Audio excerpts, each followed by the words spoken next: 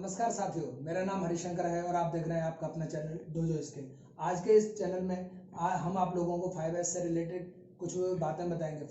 5S आखिर होता क्या है, आखिर क्यों यूज करते हैं और कौन इनका इन्वेंटर है और इसको करने से हमारे क्या बेनिफिट होते हैं। आज हम ये सारी चीज़ें अपने इस वीडियो में जानेंगे। तो आइए वीडियो शुरू करते हैं। 5S आखिर होता क्या है। 5S a set of activities to reduce wastage, improve quality and productivity through maintaining an orderly workplace and using visual cues to achieve more consistent operation results।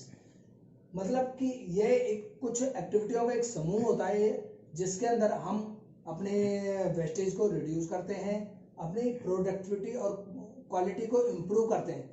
कैसे करते हैं? Bye maintaining an orderly work place. अपने work place को, अपने कार्यस्थल को एक order में मेंटेन करके बनाना, जिस विजुअल कॉज के द्वारा मेंटेन करना, वही हमारा इसका होता है, ताकि जिससे हम ऑपरेशन रिजल्ट्स को और बेहतर पा सकें। आइए अब हम सबसे पहले जानते हैं कि आखिर 5S के इन्वेंटर हैं कौन। 5S के इन्वेंटर जानकारी के अनुसार हैं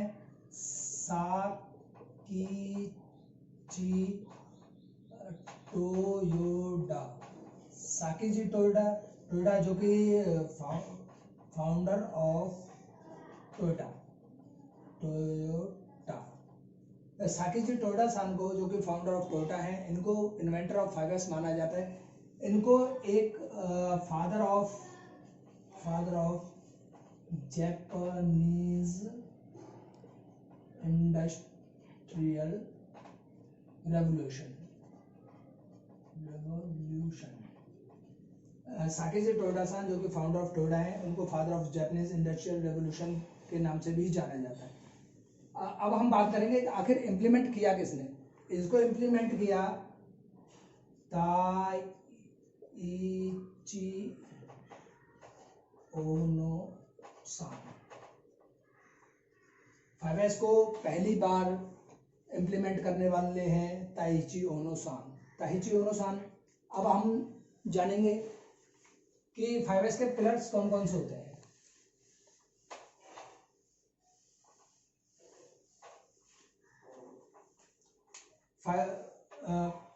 फाइव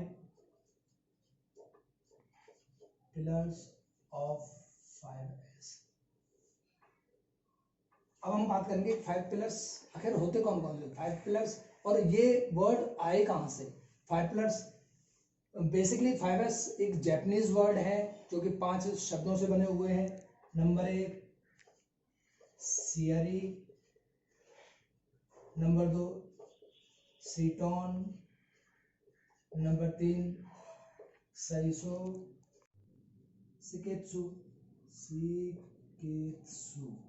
और पांचवा होता है हमारा सीत्सुके। इनके बारे में हम विस्तृत रूप से जानेंगे। अब हम आगे पढ़ते हैं कि आखिर ये होते क्या है।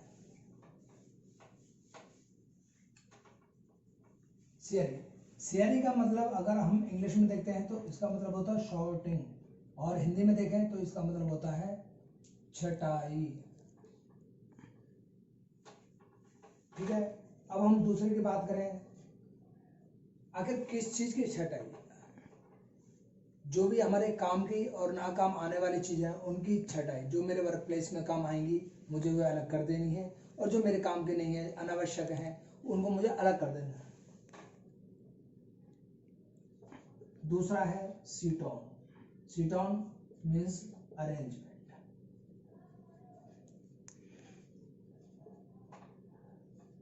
मतलब सुव्यवस्थित।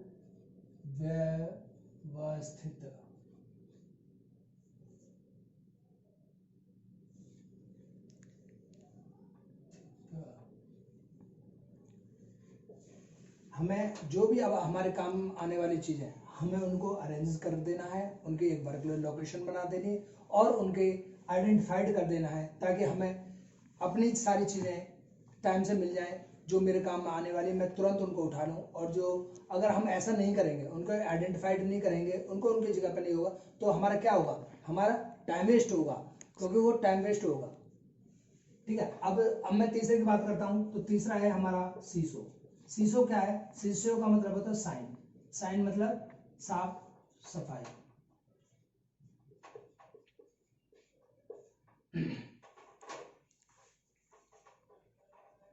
सफाई बोल, यह है हमारा सफाई। अगर सफाई किस चीज की? हमें अपने वर्क प्लेस की सफाई करनी है, हम वर्क प्लेस की सफाई करनी है, हमें अपने वर्क स्टेशन की सफाई करनी है, और जहाँ पे भी हम काम कर रहे हैं हमें वो जो भी मटेरियल हमारे आसपास रखा है हमें उसकी सफाई करनी है। क्यों? आखिर क्यों करनी होती है हमें सफाई? क्यों हम अपनी मशीनों को साफ रखें? क्यों हम अपने वर्क प्लेस को साफ रखें? तो आप जानते हैं कि आजकल कोरोना वैसे ही चला, तो अपने हाथों की सफाई रखनी है, अपने मुंह पे भी मास्क लगाया जाए, वही वाली सफाई हमें यहाँ पे भी रखनी है। क्योंकि अगर हम अपनी चीज़ों को टाइम टू टाइम साफ रखेंगे, सफाई रखेंगे, तो हमें पता रहेगा कि हमारी कौन सी चीज़ लोकेशन में रखी है और कौन सी चीज़ हमारे लोकेशन से में नहीं रखी है, और कौन सी चीज़ हमारी इन्वेंट्री में कम हो गई है और कौन सी हमारी इन्वेंट्री से ज़्यादा हो गई।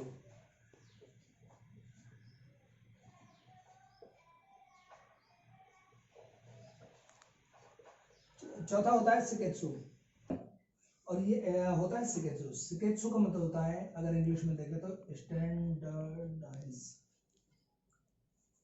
स्टैंडर्डाइज, किसी भी चीज को स्टैंडर्डाइज कर देना। ये एक मेथड होता है जो कि हमारे पहले तीन चीजों को अपने का स्टैंडर्ड घोषित कर देना है।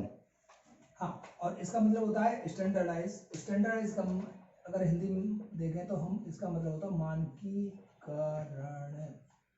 किस चीज का मानकीकरण? जो हमने चीज बनाई है उसका मानकीकरण। जो पहला पॉइंट है शेरी, सिटोन, सीसो, इन तीनों को रखने का, कि हमने एक स्टैंडर्ड बना दिया कि हाँ भैया हमें एक सफाई भी करनी है। अब आपने सफाई की, छटाई की या नहीं की, आपने उनको व्यवस्था की या नहीं की, आपने उन चीज़ों को आइडेंटिफाइड किया या नहीं किया, और सफाई आपने अपने मशीन की, अपने वर्क प्लेस की सफाई की या नहीं की, ये ही सब तीनों चीज़ों को मेंटेन करने के लिए हमें चौथा शिकेत्सु का यूज करना पड़ेगा, जिसका मतलब है मानकीकरण। अब हम मानकीकरण कैसे कर सकते हैं? मानकीकरण के लिए हमें एक चेकशीट बनानी पड़ेगी, जिसके अंदर हम डेली बेस पे हम चेक करेंगे कि क्या मेरे स्टेशन पे कोई फालतू की चीज़ तो नहीं पड़ी हुई।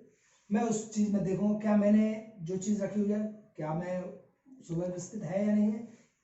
तीसरे देखो, मैं सफाई करने के बाद मैं उस पर टिक मार दूँ, हाँ आज मैंने इस चीज़ को सही किया है। और चौथा तो आप जानते हैं कि स्टैंडर्डाइजेशन। और पांचवा लास्ट में अगर मैं बात करता हूँ तो ये होता है हमारा शित्सुके। शित्सुके का मतलब होता है डिसिप्लिन। डिसिप्लिन, डिसिप्लिन का मतलब और होता है ये अनुशासन। आखिर किस चीज का अनुशासन? क्या मैंने इन चारों को पूरा करने के लिए कोई अनुशासन किया या नहीं किया? क्या मैंने उस चीज को यूज किया या नहीं किया? Making a habit to display, maintaining correct procedures, यही हमारा आज का 5S है। और इसके अंदर अगर मैं बात करता हूँ,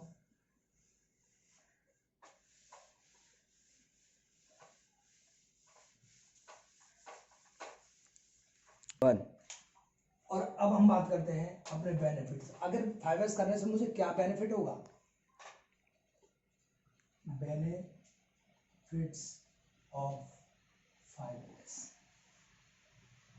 सबसे पहला बेनिफिट, मेरा टाइम वेस्टेज रुकेगी।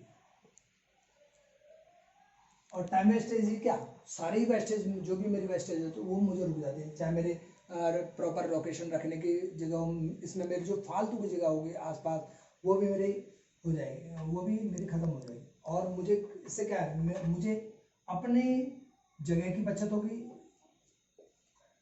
स्पेस, और मैं किसी भी चीज़ को बड़ी प्रॉपरली, बड़े ही आराम से कहीं जहाँ पे रखी है मैं वहाँ पे देख लूँगा और उस चीज़ को मैं पा लूँगा। और मुझे सबसे बड़ी बात कि हम खुद, जब हमारा वर्क प्लेस स्वस्थ रहेगा तो हम खुद भी स्वस्थ रहेंगे। स्वस्थ मतलब अगर मैं इसका तीसरे शीशों को, साफ सफाई को मेंटेन रखता हूँ तो मैं इस चीज़ को भी साफ सफाई रखूँगा। और इससे क्या फ़ायदा होगा? इससे एक फ़ायदा, हमारे क्वालिटी इंप्रूव होगी। जी हाँ दोस्तों, जी हाँ दोस्तों, क्वालिटी इंप्रूव होगी। और क्वालिटी इंप्रूव होने के साथ साथ हमारी प्रोडक्टिविटी भी इंप्रूव होगी, हमारी प्रोडक्शन भी इम्प्रूव होगी।